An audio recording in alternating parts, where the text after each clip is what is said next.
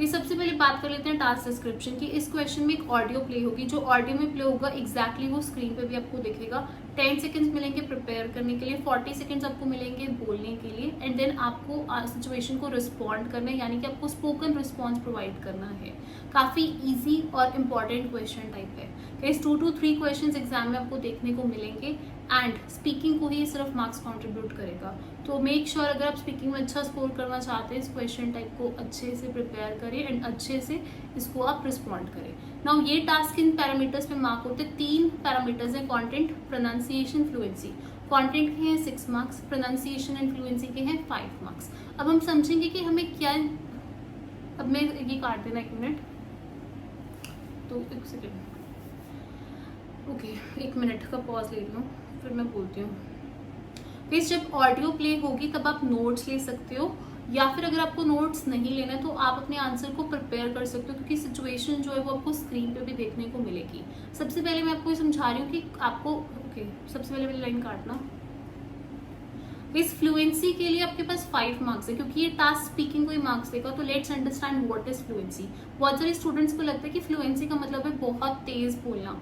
Fluency में अगर आप अच्छा स्कोर करना चाहते हैं तो first step, speak at a moderate pace. बहुत फास्ट या बहुत स्लो मत बोलिए, क्योंकि अगर आप बहुत फास्ट या बहुत स्लो बोलेंगे तो देयर आर चांसेस कि आप जो है वो पॉजेज लेंगे। आप जो है गाइस नेसेसरी पॉजेज ले सकते हो, लेकिन अननेसेसरी पॉजेज या हेजिटेशंस या एकदम से रुकना, वो ये सब आपको फॉल्स स्टार्ट्स आपको नहीं करने हैं।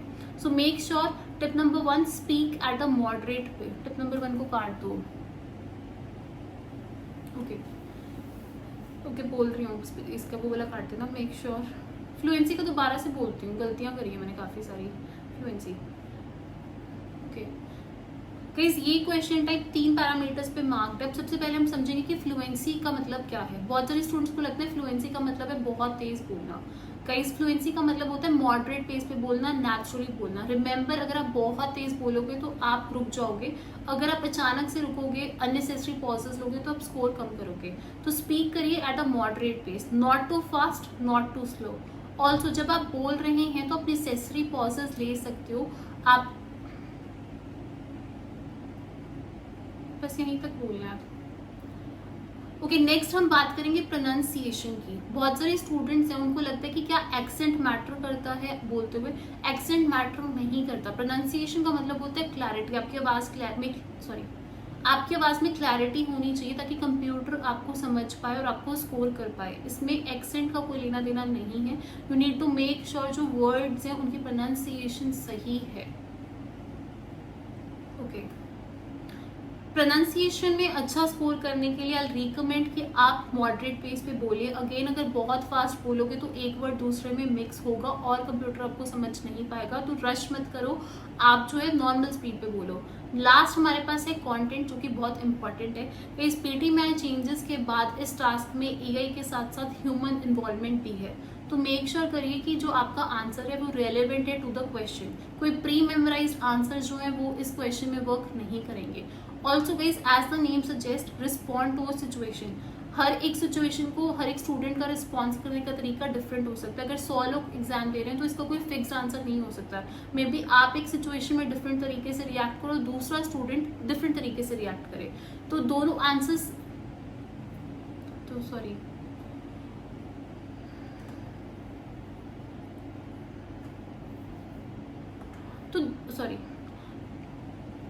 Same okay. तो इस क्वेश्चन टाइप का कोई फिक्स्ड आंसर नहीं है।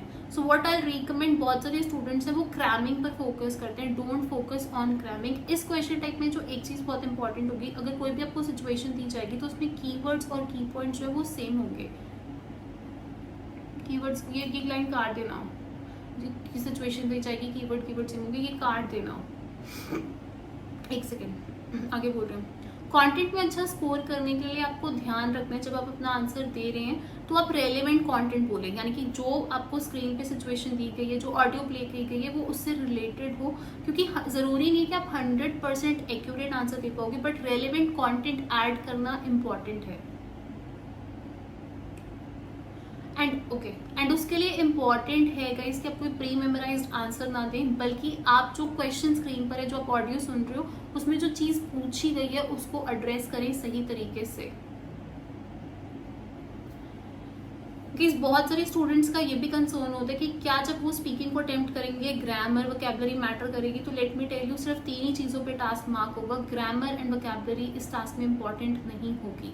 अगर आपके पास कीवर्ड्स या की पॉइंट्स लेस होंगे तो आप रिपीट कर सकते हो, बट आई स्ट्रांगली रिकमेंड अगर आप अच्छे से प्रिपेयर करोगे तो आपको कोई दिक्कत नहीं आएगी। कोई टेंशन काट देना, ये लाइन भी काट देना, टेंशन नहीं होगा। रिपीट देख लेना लास्ट वाली लाइन, अगर बेकार लगे तो काट देना। नेक्स्ट पार्ट बनाती हूँ।